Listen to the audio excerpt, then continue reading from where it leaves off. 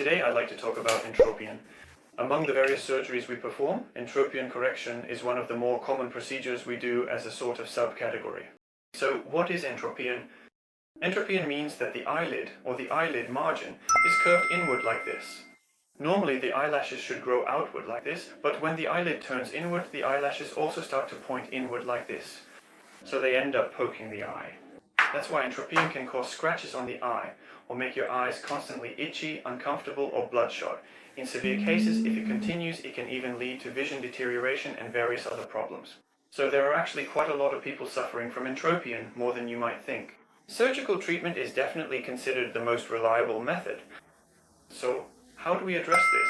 When it comes to entropion, if you divide the eyelid skin in half, there's often more skin or tissue on the outside than on the inside, which tends to create a force that causes the eyelid to roll inward. So if you remove some of the skin from the outside here, the part that was rolled inward will be pulled together, causing the eyelashes to turn outward.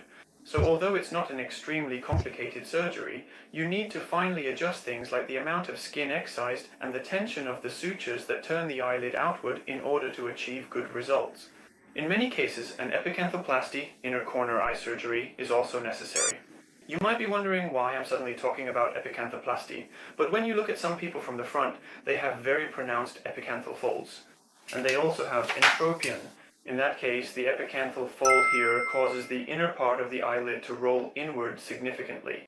If you don't release this area, it's difficult to resolve issues like eyelashes poking into the eye. When the epicanthal fold is severe, you need to properly open it up and correct the entropion at the same time to achieve good results.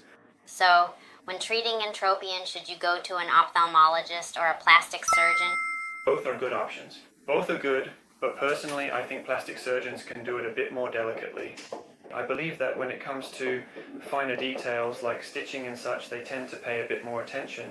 When it comes to stitching, it's true that plastic surgeons are better at it than any other specialty. So, since it's a visible area, ophthalmology is good too, but considering these aspects, it might be a good idea to take them into account when making your choice. When someone is experiencing entropion, are there any effective ways to resolve this condition other than surgical intervention? Pulling out the eyelashes? Other than that, I don't think there are really any other methods. Surgical intervention is the most definite and almost the only method. With procedures like lower canthoplasty. Yes. One thing to be careful about is that people with mild entropion can sometimes experience it getting worse after undergoing lower canthoplasty. When performing a lower canthoplasty, the lower eyelid is pulled downward like this, but sometimes depending on the structure of the eyeball or facial bones, it can end up curling inward. If that happens, entropion can get much worse, so people who are prone to entropion or already have it need to be extremely careful when getting a lower canthoplasty.